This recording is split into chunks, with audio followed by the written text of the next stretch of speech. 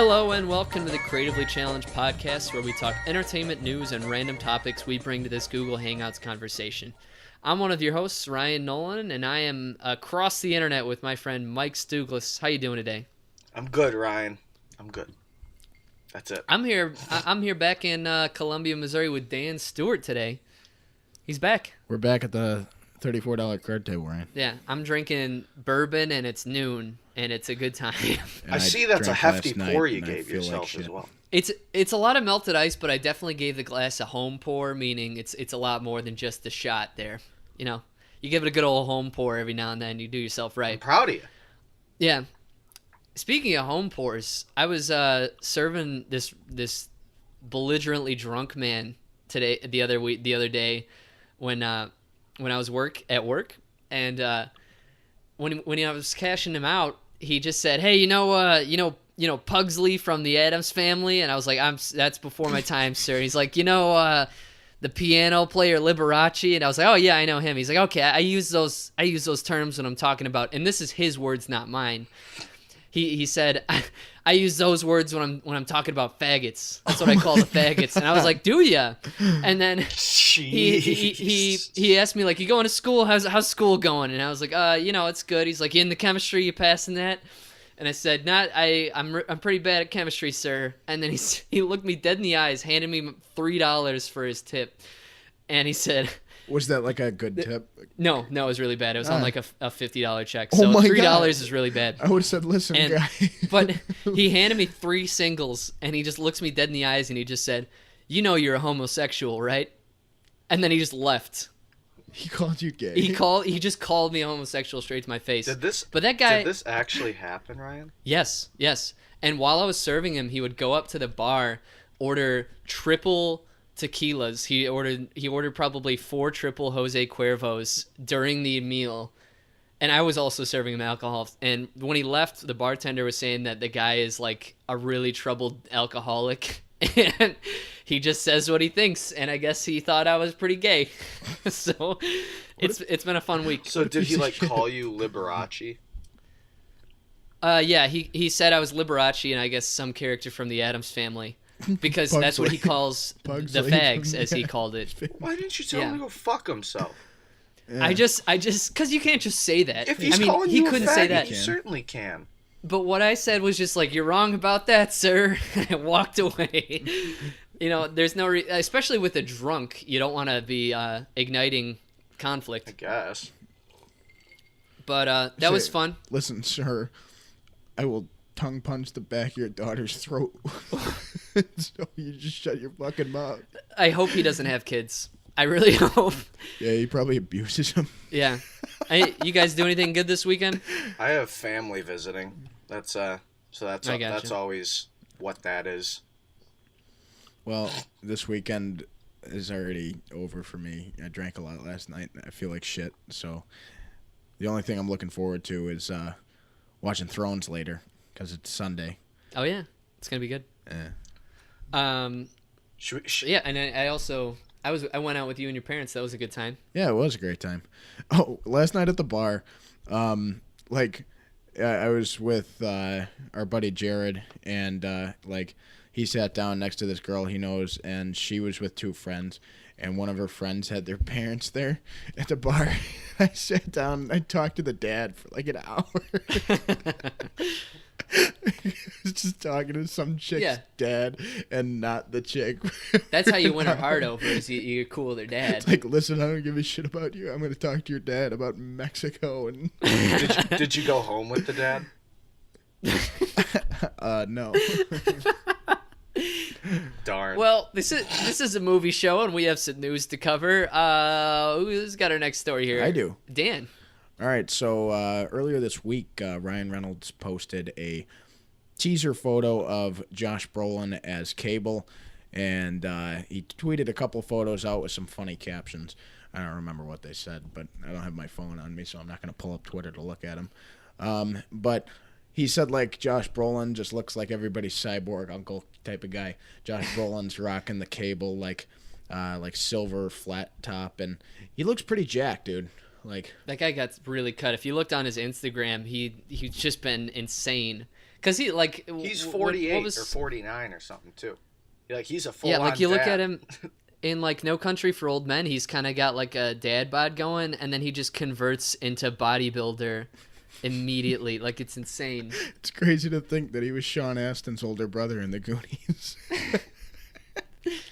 I forgot. They also posted a picture of Domino not too long ago, and like, oh yeah, they've really done a cool job of like giving everyone some like updated costumes from their comic book days, but like still looking pretty badass and pretty close to the source material. So yeah, I thought he looked awesome. He looked super badass, and I liked how many like weapons he had on him.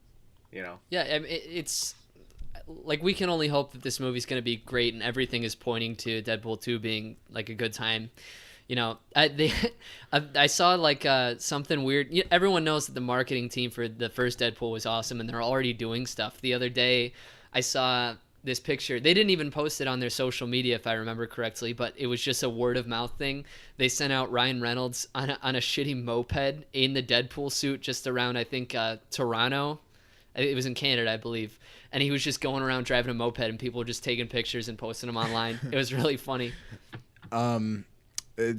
Josh Brolin also said like last week that he read the Deadpool 2 script. He got like 10 pages into it, and he was laughing his ass off. He said he hadn't laughed out loud like that in years, and he already thinks just by reading like the first 10 pages of the script that like Deadpool 2 is way funnier than the first one. So I hope he's right there, because I'm ready for a good laugh. I mean, just like that 3-minute clip when that came on before Logan, that was so funny. Yeah.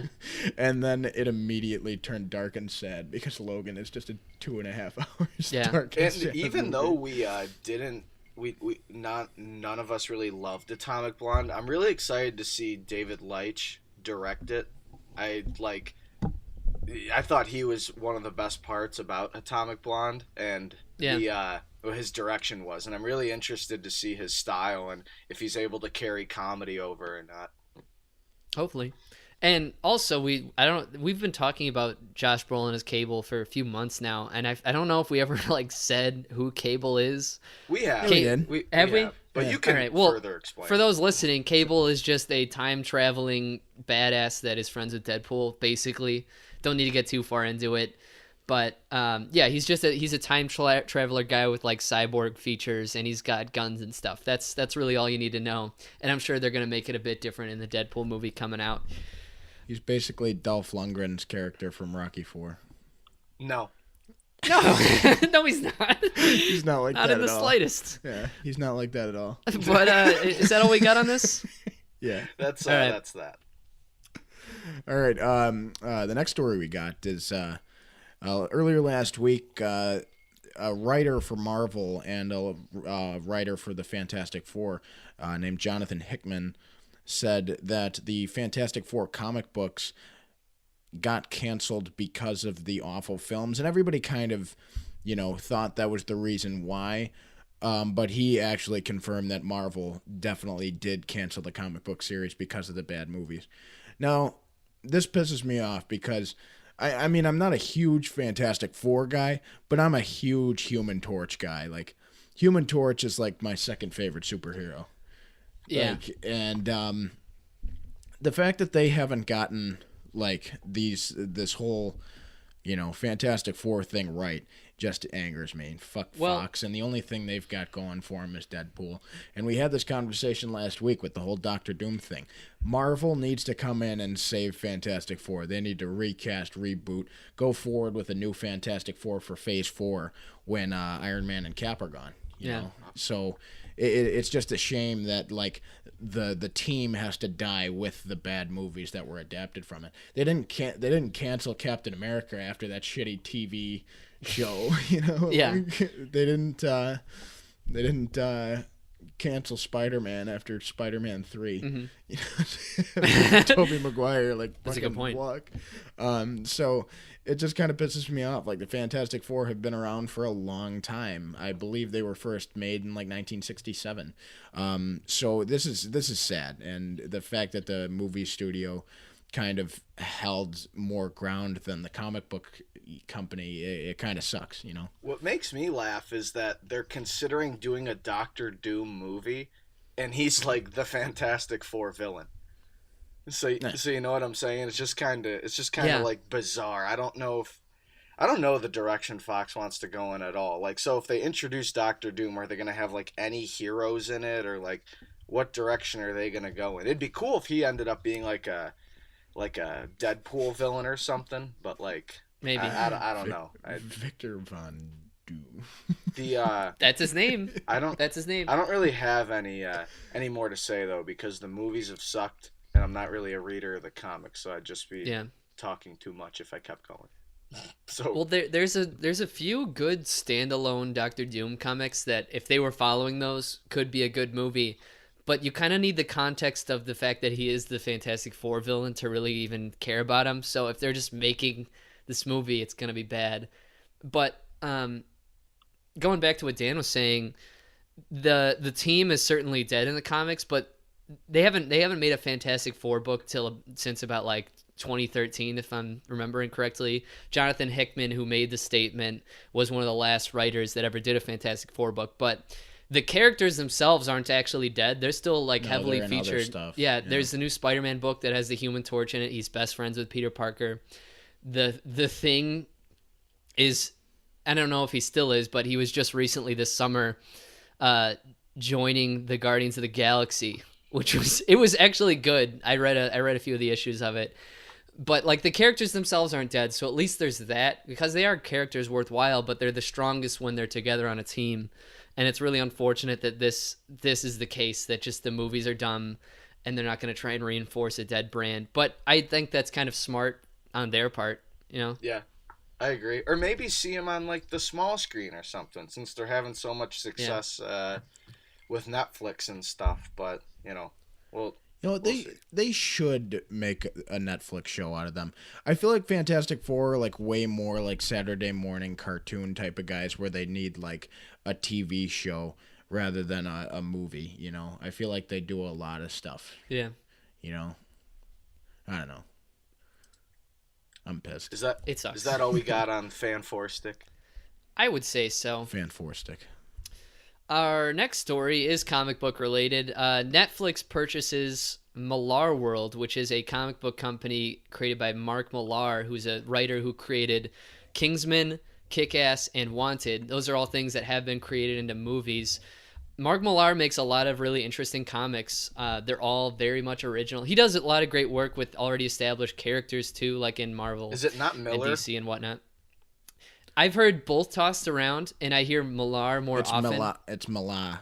If you want to go Boston on it, I truly don't know, but I've heard Millar a few times, like more. Okay. So I'm just gonna go with Millar. We could say Miller. We could say Millar. Who cares? I'm It's sorry. important. I was just honestly curious because it's spelled Miller.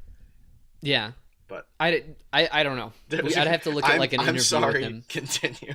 It's all good. No, it's a good question because it's spelled weird. It's like Miller but with an A, so it's strange. But he's created like these really original stories that have, a lot of them have been made into movies, and he has so many other books and titles that have a lot of great potential on the big screen or even on TV. And so if we're going to be getting original stories coming to Netflix that are going to be original, no commercials, creative control, I'm all for it. I hope they don't use their IPs that are already being used, like Kingsman, Kick-Ass, and Wanted. You guys remember Wanted? Did you see Wanted with Yeah. James McAvoy? Yeah. Pretty He good curves movie. the bullet. Yeah. Shoot this motherfucker.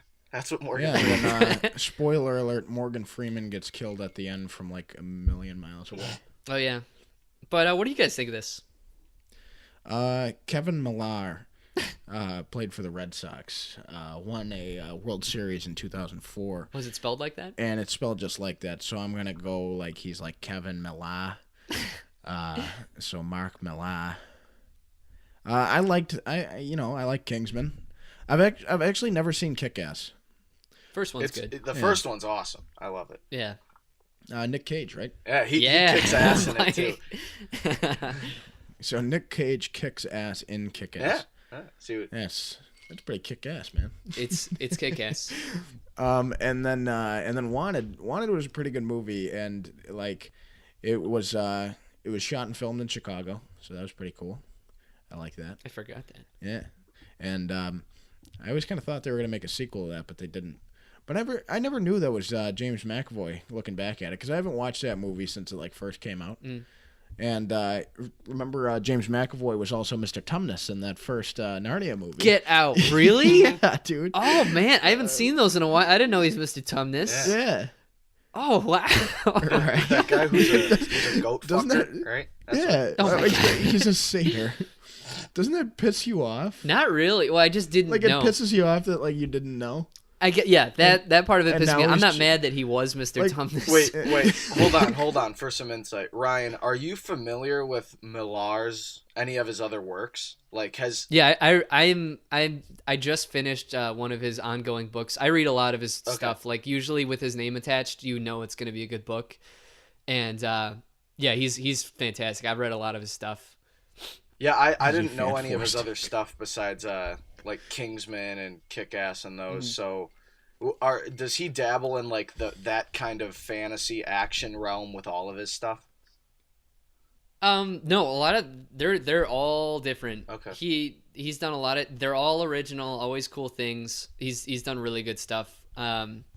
He just did this one called Reborn that I wish they'll do on Netflix, where it takes place in a world where after we die, you don't go to heaven or hell, but instead the good people and bad people are reborn into this fantasy world, like Lord of the Rings type fantasy where there's like dragons and stuff. Oh, that'd be and so hung, the dude. bad people turn into like demons and stuff, and the good people turn into like sword wielding awesome guys that have like more power. I fucking That sounds want awesome. that. So, yeah. Yeah, and so the world that takes place after death is completely influenced by the person that you were. So like, there's a character that was a school shooter, and he's like the king demon.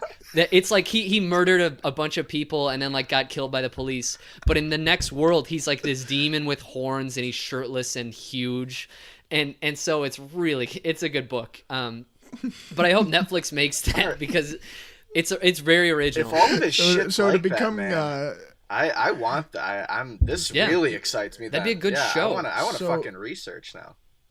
long story short, if that were a real thing, if Reborn was a real thing, the Columbine guys would be They'd be the master demons. they'd be the big guys. But of course, the good people have to take him down. So, good book. I would recommend Reborn to anyone that's interested in getting into comics. It's only 6 issues. Good stuff. But, Netflix bought this company, and let's hope that good things come out of it. Is that all we got on this? Yeah, Good yeah. things come to This those who actually wait, right? started at something I knew nothing about, and now I'm really excited about it. Yeah. If you were gonna jump into comics, I would recommend Mark Millar Alright. very heavily. Cool. Or Miller. Who the fuck cares? But Mila. our next story is also Netflix related. Disney is taking a move to pull all of its movies from Netflix to launch its own streaming service. And this is weird because they just made a contract with Netflix to put all of their newest movies on Netflix. So you're getting the Marvel movies early. You're getting the Star Wars movies on there. And it was originally like a very good thing for Disney to do. But now we're seeing them making a move to pull it off. And just a few days before we did this recording, it was said that Netflix is trying to get Disney to come back. So they're probably just negotiating something. Maybe this was just a business move by Disney to maybe get some more money out of Netflix. Who knows? But what do you guys think of this? Maybe. Disney taking off on their own for an own service. Now, see, some of the Disney movies on Netflix are really good. You got Captain America: Civil War. You've got Rogue One now. Yeah. You had Hercules. You had Lilo and Stitch. And then they've got some of the bad ones. They've got like Tarzan 2 and Aladdin 4. Jafar might need glasses. And, the selection's pretty big. But I would have been upset like if all of those were off of there, I'm kind of glad that it's Star Wars Episode 5 Netflix Strikes Back because I want to see Disney movies on Netflix. That's just easier because I know for a fact that I'd go to that Disney streaming service and pay for it because I love Disney movies. But like, I'd like just paying one subscription in Netflix every month and watching Disney movies there. It just makes it easier for everyone. But want to know is a really badass like bad guy name, but he's not like a superhero villain. Who? Anton Ego from Ratatouille. He was a great villain. I mean, like, was he a villain though? Anyone with say the name Anton Chigurh, No Country for Old Men, coming up again on this podcast. I know the little chef, the midget who gets fired is kind of the villain. They're both antagonists to them at different points in the story. No, but he turns good at the end. Oh, okay. But he was a huge threat. I would say he's a villain. Even like they could still be a villain if they change at the end, right? Yes. No. It's a rival. Mike's in agreement here. Majority rules. Go fuck yourself.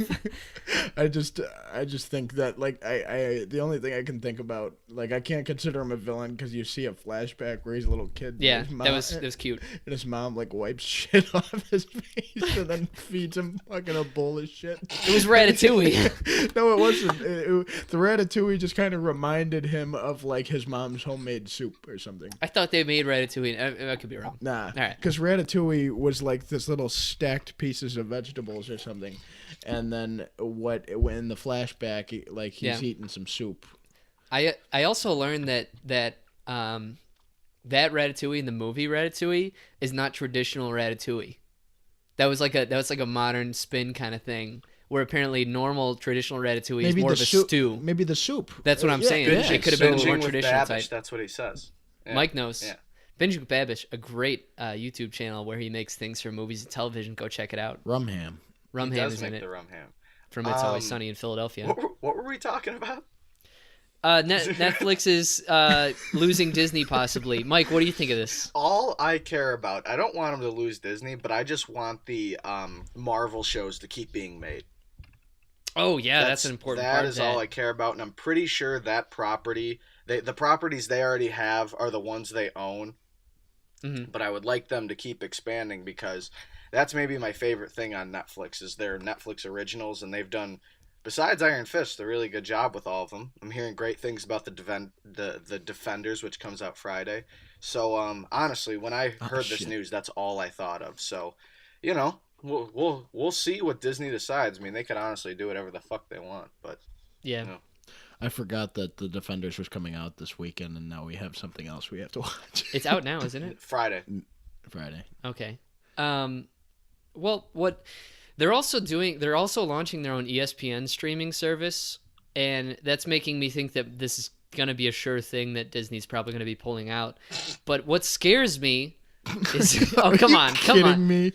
Are you kidding me? I didn't mean for it to be a dirty joke. Are you laughing because Mike's laughing? I laugh because Mike laughed and pull out.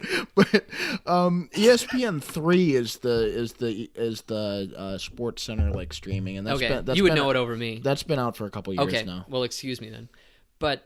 I had heard that they were going to make like it. I'm sure they're optimizing a new it thing. And probably making it like more expensive. And stuff like that. Because Disney does own ESPN for those that don't know. But what scares me about this is if they do this, if Disney makes its own Disney thing or its own Marvel streaming service, that's gonna be crappy because everyone's pulling the plug on cable because streaming services are almost more cost effective these days, and I worry that 10 years from now. We're going to be in the same situation where the new cable is just going to be paying for all your streaming services. Everyone's running away from it because it's cheaper and it's a great haven for your own entertainment. But what if soon every channel is going to pull off of Netflix or every channel is going to pull off of Amazon, and you're going to have to pay for your AMC streaming or your FX streaming, I don't know. I kind of like that, I can do HBO Go because I can use my parents' Xfinity account and pull up HBO Go. That's how I was watching Curb Your Enthusiasm yesterday. Use the Apple TV out in our living room to put it on the big screen. The HBO one makes sense because that's a premium network, but I'm talking about like your cable channels. Well, Ryan, they already have one for AMC and FX. It's just not paid. Yeah, and that's what's upsetting. No, it's just not paid, though. Okay, yeah, but if they do it through your TV provider, but I get what you're saying. If they pull off completely from Netflix, is what I'm saying. Yeah. Or Amazon. I don't know how everybody the business just becomes side of a streaming works, service. So, I mean, None of us do. Yeah. But that's just like my mom was like saying like last year. It was a very asinine idea. She was just like, what if we like canceled our HBO or whatever and just got Netflix? I'm like, Mom, I need my Game of Thrones, please. Don't start saying these crazy wild things. I need my just like every show on HBO. Yeah, basically. Yeah.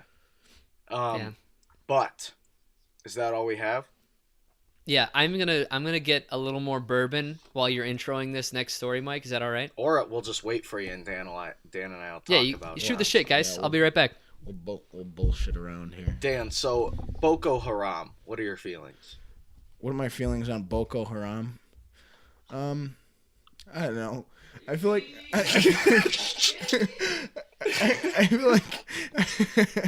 feel like Boko Haram hasn't made the news lately. So Boko Haram's got to step up. I like that. It's Always Sunny. They were promoting Boko Haram a little bit. They literally made Boko Haram funny.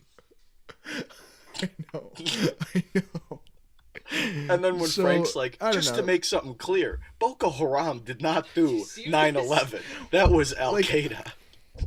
I think we're gonna need like a good Boko Haram beheading or something like that on TV, just so they can get back on the map.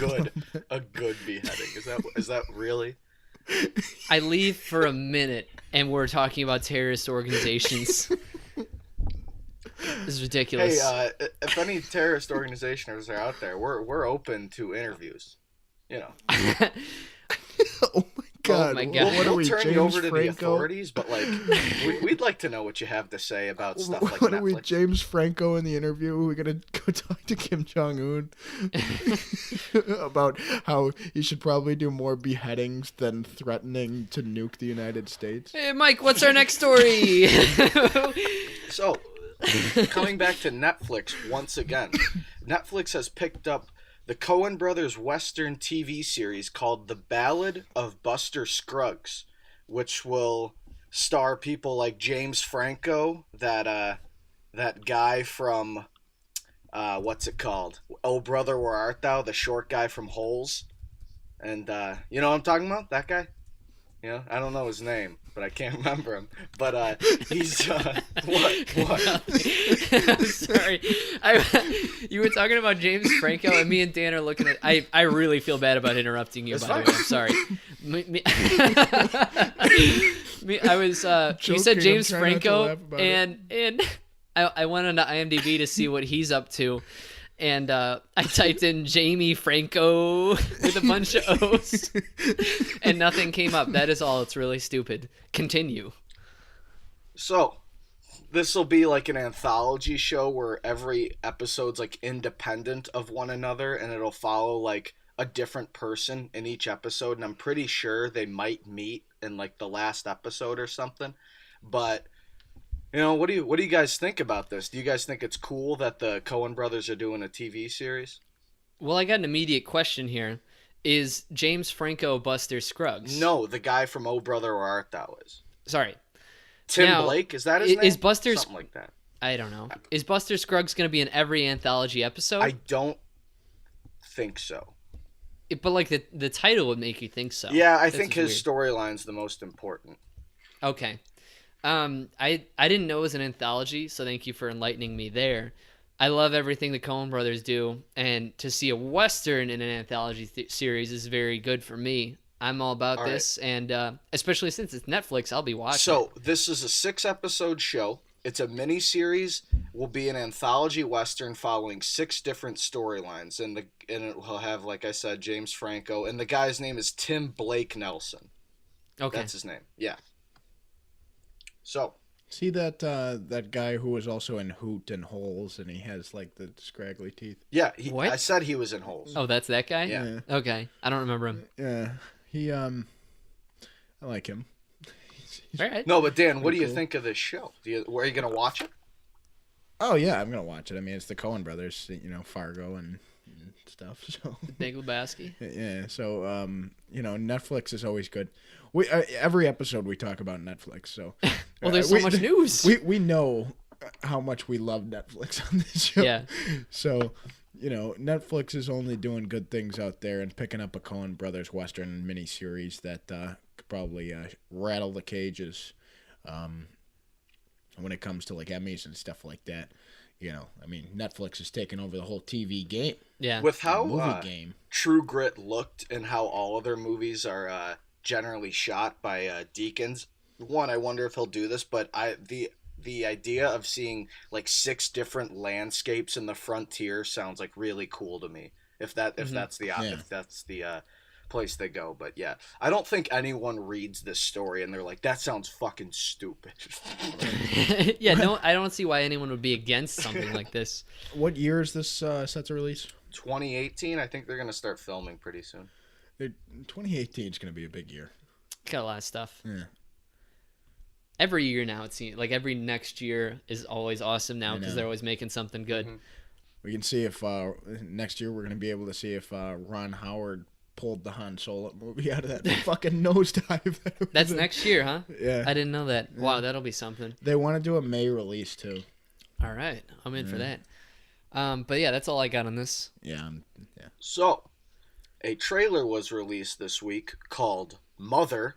Exclamation point.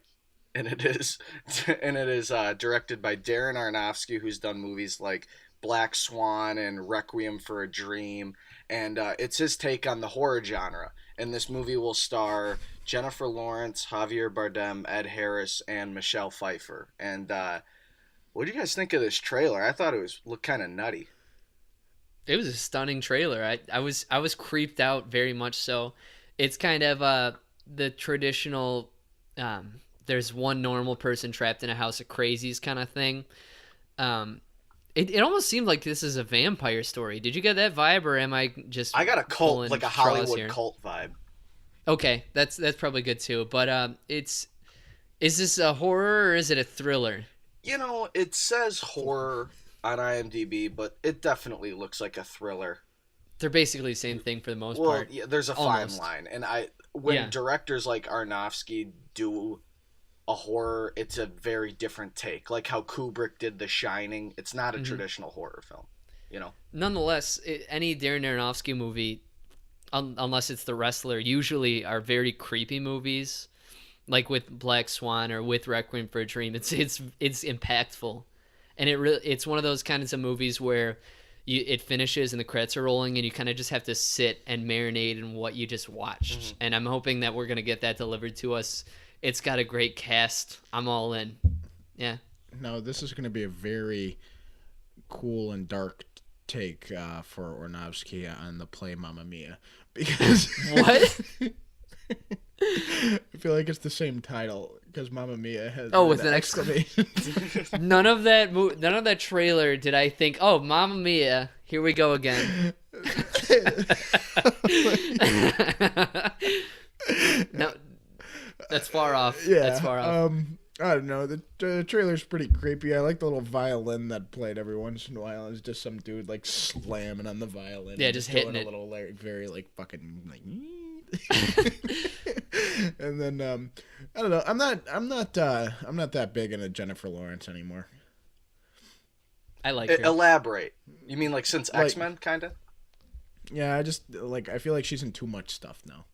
Like I just kind of after X-Men and everything like that, I kind of like didn't like her seeing like jump from Oscar performances back to being an overused character in the new X-Men movies, and she's not a good crier, and I feel like she's gonna cry in this movie, and she's not a good screamer, and she screamed in the trailer, and I'm just not about her anymore. We'll see. I do think she has plenty of good movies ahead of her, but I do totally agree with what you're saying, Dan. I mean, she even said someone was telling me that she said she's going to be in the next X-Men movie again, which I just kind of wish she might be in Tarantino's next movie. I wish she just kept with working with auteurs because they get the best out of her. Like whenever she's in a David O. Russell movie, she like is capable of winning an Academy Award. Mm-hmm. Yeah. Well, and she was in David O. Russell movies for like 3 or 4 years in a row, you know. Get So, the mic like- a little bit more. So you just kind of like see her around and everything like that. So, I love Javier Bardem and Catwoman, and and Kristoff are going to be in this movie, so that's that's pretty good. Kristoff meeting Ed Harris. Yeah, Dude, Ed Harris is the fucking man. He can play any role. He's like the coolest guy ever. yeah, and he puts on his creepy voice, so I'm pretty excited about it. I don't know, I'm gonna see it. I love the exclamation point. That really gets me excited about it. Yeah, I don't know why, but it's a really little something. exclaiming that. What are you typing now? But yeah, I don't know. Looks kind of cool. But yeah, that's all I got on that. Mike, you got anything else? No. All right. Well, you guys saw a movie last yeah, week. we saw a movie this week, and Dan did not. And that movie was Annabeth Creation. Annabelle. Annabeth Inception. I was typing it wrong for fun in our Google Docs, and I just said it wrong. But it's Annabelle Creation, which is directed by David F. Sandberg. Several years. You wanna? I had one bourbon. Yeah. Several years after the tragic death of their little girl, a doll maker and his wife welcome a nun and several girls from a shuttered orphanage into their home, soon becoming the target of the doll maker's possessed creation, Annabelle. The cast stars Stephanie Sigmund, Mirando Otto, and Lulu Wilson. And before we jump into the positives, I have a story about seeing this movie. Because, guys, I had to pay to see this movie twice. Why? And this is where it gets fun, because I swear to God, my life turned into a Seinfeld episode on Thursday night. Because I went to the movies alone, because obviously you guys weren't here yet. I'm sitting at the top row, right? I'm sitting at the top row right where the stairs meet, the stair aisle, you know? So there's that top chair that's always up there. I chose that seat. And everything's fine. The trailers show, the previews start for the official part of the movie. The lights get a little bit lower, you know? And then in walks in a girl that I went on a few dates on, and I wasn't really feeling it, so I stopped seeing her. And she's in there with another strikingly handsome man. And they're clearly on a date. They're looking nice, right? And I panic because if she sees me, it's going to be weird, right? And so I'm kind of ducking my face down, looking the other way, got my phone in front of my face. And the trailers are winding down. We've had quite a few. The movie's going to start soon. And then they're kind of talking, and she starts looking around, right? Because there's a bunch of obnoxious, younger, kind of high school-looking kids in the theater. And I could tell that they were upset with that, and they were going to move to the very, very empty top row, where I was at the top of the stairs, directly in view, right? And so I see her looking around, and the guy looks at her and signals with his thumb backward, indicating that they were about to go back. And so the critical moment happened, and I just left. I left the movies. Are you kidding? I left the fucking movies. Kidding me? And I didn't ask for my money back or anything, so I had to pay to see the movie twice. Second time it was fine. There was no girls I dated there. Ryan, I'm fucking disappointed in you. I was too. It was so immature, but like I wasn't gonna literally something George Costanza would do, dude. Like you literally paid for a movie twice. Yeah, I know. It was super immature, but I wasn't about to say like, "What's up? You on a date?" You didn't even have to talk to her. I know, but she was gonna see me there. So what are you fucking 12? Exactly, I know. I'm conceding that it's immature. I would have like looked down at my phone as she was like walking past, and then I would have been like, you know, if they wanted to sit in that row, you would already establish your seat there. So you say, "Move, bitch." Listen, I was at the top of the stairs. Maybe if I was seated somewhere else, I could have dealt with it. Because initially, I was like, they're not gonna notice me. I'll stick it out. But then they started looking around to move, and that was it. I had to go. I couldn't just face the music like a man. As John Hamm said in Baby Driver, it's time to face the music, Ryan, and you fucked up. I did. You fucked up. But it's been an eventful week with guys calling me homos and having to leave the movies. It's been a good week, you know? And so that... how's the fucking movie? Yeah, let's get into our positives. Mike, why don't you kick us off here? I will admit I was thinking this movie was going to be ass because the first Annabelle was not good. I am a fan of the Conjuring movies, and this more leaned towards the Conjuring movies. It had that same atmosphere. It had some really cool tension in it. It wasn't overly relying on jump scares, and Mm. it did a lot of like it used silence very well. So for a large majority of this movie, I was pretty creeped out. I thought that it had a very good um, pace to it. I feel like it was it never really dulled itself too much. It didn't typically do, oh, it's only scary at night. I mean, there were scenes at Hmm. night when it was frightening, but even during the day, it would still found ways to be pretty creepy. So yeah, I actually thought it was a pretty successful horror film in terms of that. Like if you're going on a date, I think you can get some thrills out of the movie. You go on a date with somebody, and then Ryan has to lead the Yeah, movies although because you he's were there. probably more scared of interacting with the girl than seeing the movie. Yeah, the movie was a lot less of a hassle than seeing a woman. But is that all you got there? Yeah, I thought it was a successful horror film. Yeah. I didn't think it was amazing, but I thought if you want to get scared, it was decent for that. It wasn't total shit. Yeah. And just for those that aren't familiar with the series, this is a prequel to a prequel to the Conjuring movies, correct? Yeah, Yes. so it's basically Attack of the Clones Yeah. Yeah. of the Conjuring. I enjoyed world. this movie more than Attack of the Clones to start off. Um, Everything Mike has said is right on the money. This was pretty good for a double prequel. You know, um, it again did not rely on the jump scares, and that's great because that meant that like every scare was earned.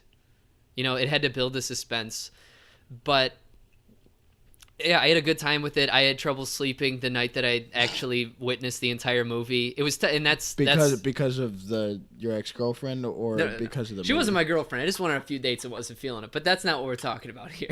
Oh. What was underneath the sheet? Well, why don't you see it sometime and find out, Dan? Kind of don't want to. It was surprisingly gruesome too. Oh, really? Yeah. Yeah, I it like was- blood. it was- I like guts. I think you'd like it. I like when little girls get ripped open by possessed dolls. If you really wanted to, I'd see it again with you. Okay. Yeah. But But this weekend, Logan Lucky comes out, and so does A Hitman's Bodyguard. so does yes. oh, okay. The Glass Castle also comes out this weekend. That came out already. Oh, did Yeah. it? But yeah, it was a good movie. And can I get into the negatives now because I didn't really have much more Yeah, positives no, to say about it. yeah, go ahead. Okay. The negatives being that I hate scary movies, just because I hate being scared. So I already had a little bit of bias going into it, but it suffered from the usual horror movie trope of the Cliches. fact that Yeah. cliches, yes, of that everyone in the movie is stupid, and like it's always one of those things where you're like, why are they doing this? Why are they going into the room? Why are they inspecting the noise? That kind of thing. But it's almost another thing where you have to suspend your disbelief in these movies. Obviously, I mean, there's a possessed doll, so you can kind of give it a little leeway if a person's going to be an idiot, because it's not about the people being smart; it's about the scares. The cast wasn't anything special. Everyone kind of served their purpose. There were a lot of characters introduced with the orphans, Mike, and then like a lot of them were just totally skipped. The priest? Like they didn't even matter. You talking about the priest? No, the girls that were introduced to the house. Oh yeah, the only important ones were the two little ones and then the Yeah. one older one. That's so funny how they don't have parents. Yeah, they don't have parents. It's pretty bad. I can't now. If you're, how old do you think like the orphan cutoff age is? Like, are you Isn't an it orphan? 18, right? 18. Yeah. It's 18. Yeah. When you're an adult. Yeah. So Bruce Wayne's like not an orphan. Well, I mean, he's got dead parents, Yeah. but he's an adult with dead And parents. Alfred's so is- no longer an Alfred's so orphan. he's not an caretaker. orphan. Yeah, he's got it. Is he a legal guardian? I wonder. like Does to anyone think know so. that? I think so. I'm sure he is. I don't even know. But the movie, it has its pitfalls, but it had good scares. No, But Mike, I'll hand it over to you. so I am more critical of horror movies than anything else because one thing I don't accept is cliches, and horror movies are often riddled with them. I Mhm. really compliment a horror movie when it's something new, exciting, and doesn't follow tropes. And this movie suffers from tropes. It was predictable most of the time.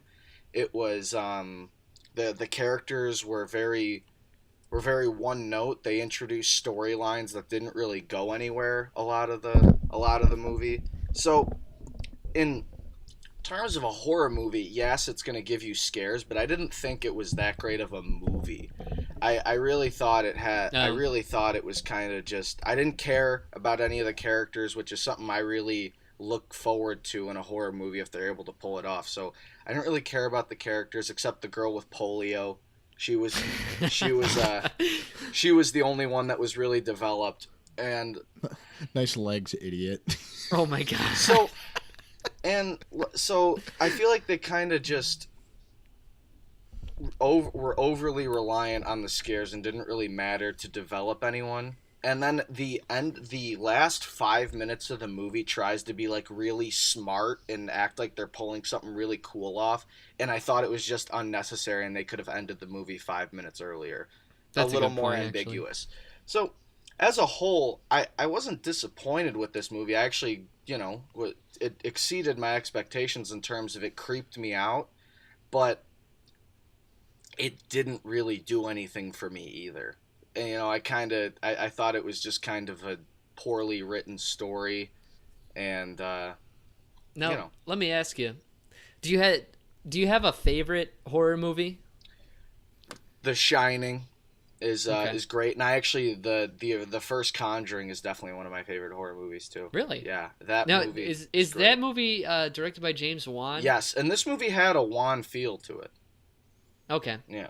Okay. I like Patrick Wilson. Yes, Patrick Oh, yeah. Wilson's awesome in those movies. Yeah. But Now, before I ask you guys what you score this movie, I had a pretty scary dream that I got to talk about. Okay. A couple nights ago, like Pennywise the clown, like was in my dream. Like he said my name and shit. Like Oh, that's it was scary. it was scary. the Tim And it Curry was, like, voice or the new one? it looked like the new one, but it was the Tim Curry voice. It was terrifying. Like, so I was just having a dream where I was like walking around in a city, and I was walking and talking with you guys. Then for whatever reason, like we ended up just kind of like underneath a bridge, like we were in, As kids do. yeah, like we were in like Derry, Maine, or something like that. And then I just like, and then all of a sudden I was by myself, and I saw balloons, and then slowly a clown stepped out from behind the balloons, and said, "Hello, Daddy." So- and then he looked down and then did the creepy like teeth thing, and then yeah. and then I woke up. It was dude, it was terrifying. It was absolutely horrifying. Like I cannot believe that Pennywise is haunting me in my dreams. Dude, that new movie looks fucking great. Like, I'm Yeah, not it does. joking. It looks seriously awesome. Like, I just sorry to interrupt you. Yeah. I just bought a new copy of the book, and I'm gonna start reading it when it gets here. but Question, Mhm. Mike. I don't know if they did this for your screening of Annabelle Creation, but I almost got the name wrong. Annabeth Inception. There was a 3-minute preview for it before my movie. Did you get that You too? mean like a trailer? No, it was 3 minutes of the movie. Was it good? Like, what 3 minutes? I got 3 minutes. It was all of Georgie the kid. Oh, really? And it was when his paper boat that you see in the trailers gets into the sewers, and there's an interaction between them. 3 minutes. it good? I got 3 minutes. Go on. Take it. Down here, there's more than just boats. There's balloons and carnival rides and everything like that. You can come down here, None of that was ever said. and you'll float, too. And then Georgie reaches for the balloon, and then he gets grabbed by Pennywise. So, was it good? My Ryan? my preview was very different than that. It was simply them talking, and Pennywise was just asking about his family, and then the kid's kind of getting creeped on. It's like, I should go. And then Pennywise asks him to take the boat, and the kid's struggling to lean in because it's kind of far away, and then it just cuts. But it was a 3-minute conversation, and there was no suspense at all. Like, it was meant to be like, oh shit, what's gonna happen? Well, no Ryan, suspense. I'll tell you what happens, because it's been a book and a He's gonna be movie for taken. over 30 I get that. years. He gets eaten. He's dead. But that was a scene that really should have been creepy, and I didn't get that at all from it, which is worrying for the movie. But, you know, again, time will tell. This is a preview out of context, so who knows? I kind of wish. And there wasn't even music under that whole scene. It was just them talking, and you hear the storm drain That's pouring kind of water. cool. But it didn't help it by being like sometimes you could be creepy without having a score like under this, the like scene. Annabelle. It was Yeah, but this didn't help it. okay. So But maybe there movie could was, be good. and it was just very low toned, like the I was listening. like the Joker scenes in like The Dark Knight. It sounds like there's no music the whole time, and then slowly like it rises, and then he cuts the guy's face open, and then it's like bing. well, in the 3 minutes I had, there was nothing. Okay. Oh. When he was running over with the boat, there was. Okay. But when he got to the sewer, there was nothing. Not- But we're dragging out. Not to get too off track. What are you Yeah. scoring this, Ryan? I'm gonna give this a on par 2.5 out of 5 Goldblums on our trademark Goldblum scale. I think it delivered on scares. So if you're going to see a scary movie, this is a predictable one that has good scares. That's about it, though. I'm Mike? I'm with you 100%. That's where I'm at. 2.5. No way. It delivered on the scares like you said, but it's kind of I would say it is the best date movie probably out right now. Point. You'll get what you're paying for, but don't expect it to be like the next great thing. So I paid for it twice. you paid for it twice, which is probably a little too much. And Yeah. if you go with Dan, it'll be 3 times. Yeah, if of course Dan wants to go. I'm not So, gonna put you through that. We'll On go see to, something I'll else. I'll bring us into the next topic. So Sure. Wait, we didn't do the official tally. it's It's 2.5. So 2.5. it's 2.5. I know, but Oh. we got to say it. Oh, okay. So overall, without my score being involved, because I didn't see the movie, Mike and Ryan and we as a collective group give this a 2.5 out of 5 Goldblums. We're in between Buckaroo Banzai and The Fly. Sounds like there are some really good scares in there, but it's a predictable horror movie. It was stupid. You needed Goldblum in there. As Oh, yeah. as Annabelle with give Annabelle a voice and it's Goldblum's voice. He's Could like over 6 feet tall. Could you imagine? And he just goes like, boo. He's like, you have no parents. Where are you? Like if my parents died, I want Jeff Goldblum to tell me that I'm an orphan. He's the one in the office. It's like legs. Only one of your legs works. You have polio. Oh my god. All right, we can do this all day. But our topic of the day is on, going with scary movies and whatnot. We're talking about fears this week and what are our greatest fears. So, Dan, I'm sure you got something cooking up there. What is what's your greatest fear? My greatest fear is a very personal one. Like I'm not afraid of like the dark or spiders or snakes or heights or anything like that. I fear a day where like my friends and family like no longer respect me. That's a day I fear. That's like my biggest fear, to where like I make a crucial mistake to make everybody I thought cared about me to like not respect me anymore. That's my biggest fear. No, So you're afraid that you're going to cause this. exactly. Okay. Well, I mean, to comfort you, if you have people in your life that respect you a lot and they care No, about I know you. it's kind of like like your fear of snake clowns or something like that. Like Okay. it doesn't exist. Oh, but, I like, see. It's not like really all that possible for literally everyone I know I see. to hate me. But like it's just a fear of mine. So that's why I do such a good job of making people like me, because I mean I don't want my biggest fear to come true. I'm also not a big fan of boats. I don't like water. What? I really don't like water. Do you go on boats if you're given the option? Oh no, I don't like it. Why? Yeah, because boats sink, Ryan.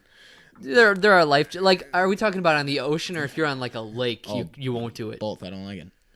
The thing is like at a very young age I watched Titanic, Ryan, Okay. and like I had nightmares because the thing Okay. was is like it's an unsinkable ship. The whole movie they're talking about it like it's the greatest ship of all time, and Leo's there, and Kate Winslet, who are apparently dating in real life, and Kate Winslet has a husband, so it's pretty fucked up. Oh. But like they they're having a great time, everybody's doing good, and then the unsinkable ship sinks. So like I freaked out as a kid because I'm like that was the unsinkable ship. How did it sink?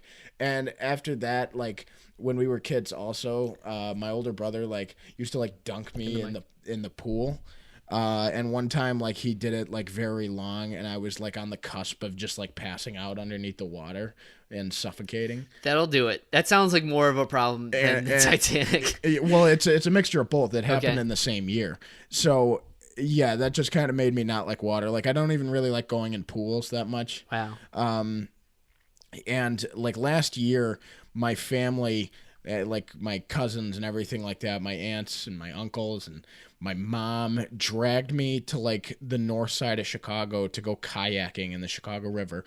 I just wanted to go downtown and walk up and down Michigan Avenue because you don't have to get anywhere fucking near water. You just fucking window shop down Michigan Avenue. It's great. But they wanted to go fucking kayaking in the Chicago River. I got in a big canoe with my mom because I was kind of forced out because I said, I'm not doing it unless you do it, because I thought there was no way in hell my mom was going to get on that boat. Yeah. But she did. So I kind of had to hold my end of the bargain and say, like, okay, like I'll go because you went. And I freaked out. Like I really didn't like it. I was tensed up the whole time, and then like my shoulders and back were sore the next day because I was just so tensed like the whole time, because I really don't like it. Because right before we went to this fucking kayaking place, my aunt and uncle were joking around and laughing. Not really laughing, I shouldn't say that, but they were like they're like, yeah, let's go kayaking. Somebody we went to high school with just actually died doing kayaking. I'm like, why the fuck would you want to go there? So that freaked me out. I really don't like boats and water, and I also don't like a day where people don't respect me or like me anymore. I'm losing respect for you because you don't want to go on boats, Dan. Maybe that's the fatal flaw here. All right, well, you're in my room, so get out. I don't mean it. I don't mean it. All right, yeah, no, I really don't like boats. You won't get me on the boat. I'm not a big boat Interesting. guy. I didn't know this. Yeah, I like planes because I'm not afraid of heights. I trust. Okay. I trust the plane. I don't trust the boats because the unsinkable ship sank. That's fair. Yeah. Yeah, human error happens, but you know, we have a lot more systems in place to save people in the event of a sinking boat. But hey, that's your fear. Sharks live in water. Yeah. They do. Mike, what's your biggest fear? So I got two. One is a real life thing, and one's a little more philosophical. Fucking hate snakes. Fuck those Really? things. Fuck the serpent. Fuck the devil. Fuck them all. I do not like snake. And you know what? To further this fear, I watch fucking videos of them all the time, like eating shit and slithering. Oh, dude. It's nuts, man. And Watching like pythons climb up trees to eat other pythons is like the craziest thing you could ever see on the animal so you're planet. telling me every time you see shedded snakeskin, every single person does a double take to make sure there's not one nearby. Right? Like do you guys do that? I'm not fucking afraid do of that. them. Okay, maybe I'm just I a don't, big I'm not puss really then, afraid but, of snakes. You know, I can fucking, I'm not afraid of shit like bears and stuff. I'll watch videos of those because I know my distance with those. But a snake you can't see, and one, I don't know all the species, so every one I see, they creep me out, and they got so many different, like they got ones that'll fucking crush your ribs and devour you, and then they got ones that one bite, like the black mamba, you're fucked. So and then they got even the rattlesnake, who with his big cock, he fucking rattles his thing to just posture on you. I don't like snakes, so they creep me out. But Is there an inciting incident that made you afraid of them, or you just always have had that? they have produced so many jump scares to where I'm walking somewhere and I don't see it, and then I see it out of the corner of my eye and I fucking jump. Like Ron, when we were walking down the path, we saw a baby snake. Oh and, yeah, I remember and we that. both jumped and started running because you don't Well, I see walked 'em. right over it. And let's assume it's an aggressive snake. You get bitten, and that's a whole nother game. So I just, they're stealthy. I don't like them. They're too Yeah. dangerous for my liking. So I don't like snakes. That's maybe the only thing in nature that's off-putting to me. And the other one is I'm not a big religious guy, and I don't pretend to be, but like the idea of not getting enough done before I die is pretty terrifying to me. I live life to enjoy it, and every day I enjoy it. I don't fucking beat myself down. I don't get down on myself. I just enjoy what I do. But the idea of dying and there possibly being nothing is pretty overwhelming if you Yeah. ask me. So, I mean, it's not a fear, but it's like the big question has always kind of been off-putting to me. As much as I love to talk Yeah. about it, I talk about it Well, with everyone, but it's just like it's very overwhelming to me that you might die and it's like all these memories you've made like mean nothing almost. well, I think that the key to getting things done that would be fulfilling to you is kind of just making sure you're doing things that make you happy and not for other people. And I think more than most people, you possess that sort of talent that you do things for you, like not in a Yeah, selfish no, I way, get but what you're like saying. you know what you like, and that's very admirable, And I think you're definitely on the path for that. Yeah, so I feel like everyone struggles with that, but it's just the idea that you maybe do all this stuff and make all these memories, and it might go for nothing. It's kind of it's kind of fearful, I guess. So I get what are you. your fears, Rye Guy? So my bullshit one, like boats or snakes, is and I still will do this, but I hate rock climbing, Mm. and it's not heights. It's not heights. I do fine with heights. Love planes.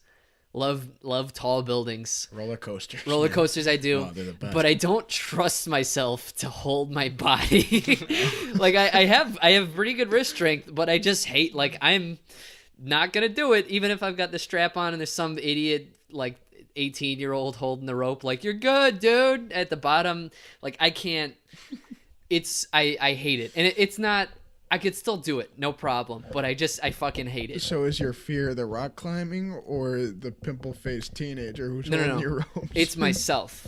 It's myself. I always trust the safety systems, and I'll do it if someone's like, hey, you want to go rock climbing? But I just fucking resent holding myself up on stupid tiny rocks, you know? But on a more serious note, the thing that has always plagued me, and you guys know this, when I was a young lad, I was a real chubby guy, I was a real fat boy. I still am. But I through high school I had since kind of thinned out, but something that's always stayed there is a lot of body image problems, and I'm very much afraid of just being fat, or just like always being unhappy with the way that my body looks. And I'm sure a lot of people suffer from this, especially with how we're seeing guys like Josh Brolin getting ripped all the time real easy. The way people are portrayed now, it's almost like it's very easy for people to get six-pack abs and be tan and jacked all the time. But it's that's something that always plagues me. It's always in the back of my mind, something I worry about. But I try not to dwell on it the best I can. Now, if you don't mind me asking, Ryan, why are you so afraid of your body image, I guess?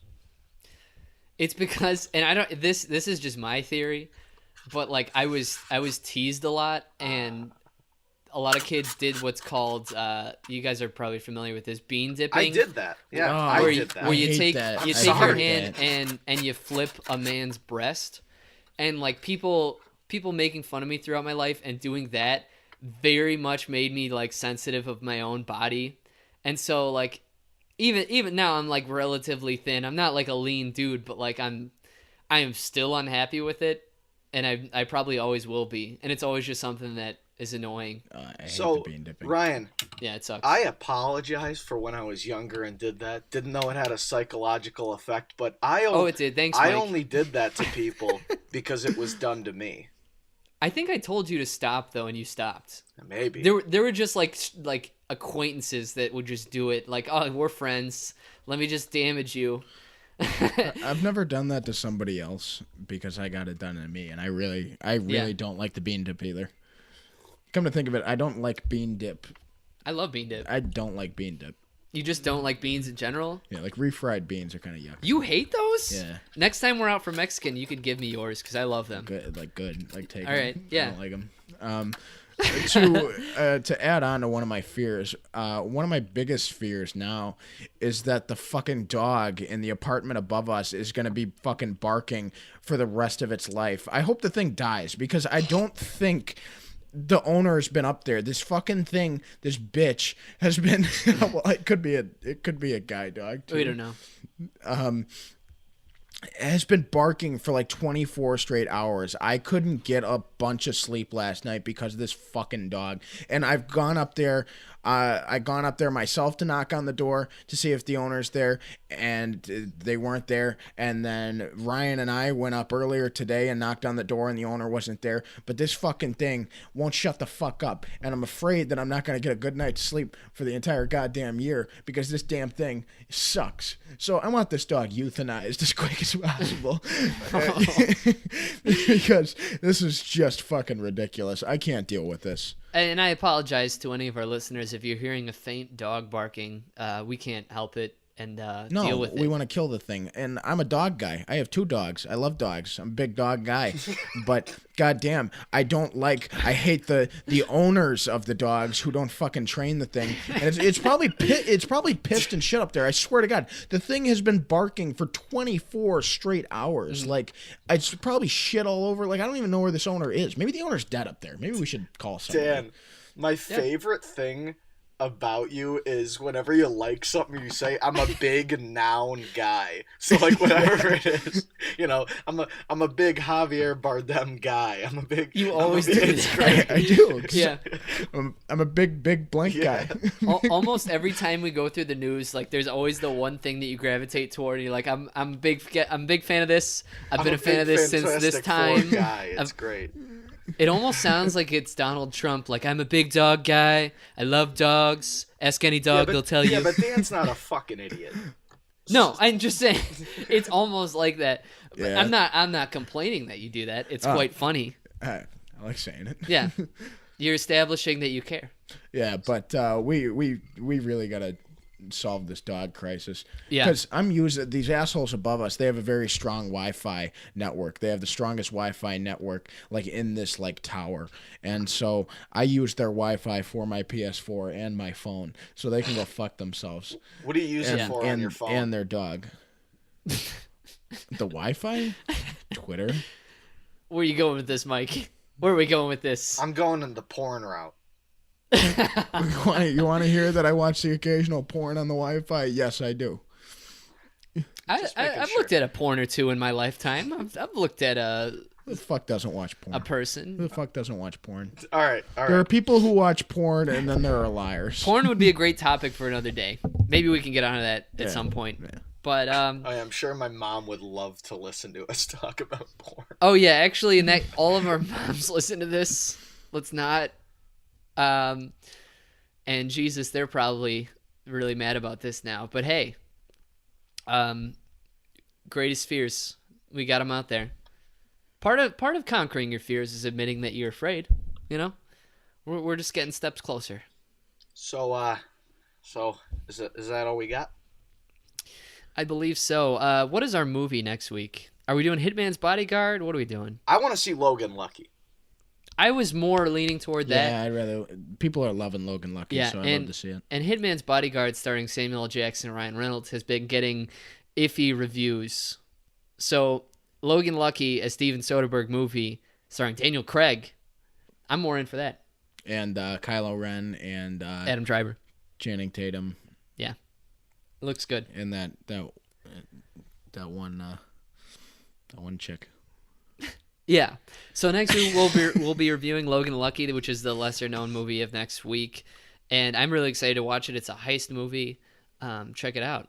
Daniel Craig has bleach blonde hair. If I'm remembering correctly. Do you think he bleached all of himself? Like his bum? Yeah, his asshole. Probably. I mean, he's in prison in this movie, so I mean, you can make some assumptions. I don't think prison cell people have bleached ass. Remember from It's Always Sunny when they're at the bar and Artemis goes, "Hello, my name's Artemis, and I got a bleached asshole."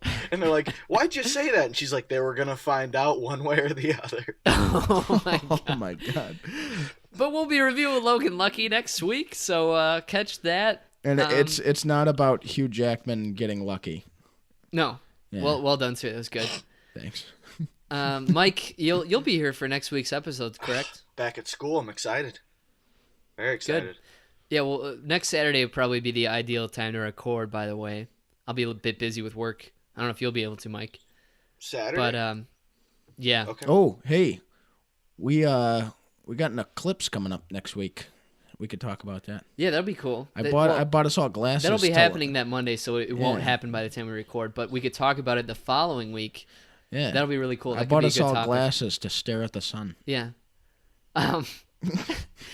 So that is this week's podcast. Remember that each and every Monday morning we upload to YouTube, SoundCloud, and iTunes. We're going to have links to those on our Facebook and Twitter page. Each and every Monday we post links to all those.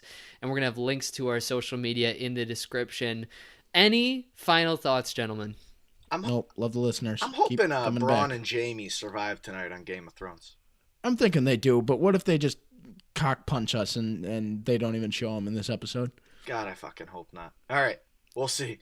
All right. I'm 3 weeks behind on Game of Thrones. Come on. I'm fucked. I know. Dan, watch him with him before he goes to work or something. Yeah. That might be a good do you want to do that? I'm in. There have been some pretty good fucking episodes. Pretty good episodes. I want to make food at my apartment first, but that's getting we're digressing here. Okay. So that's what Sook's podcast. And as always, thank you for listening.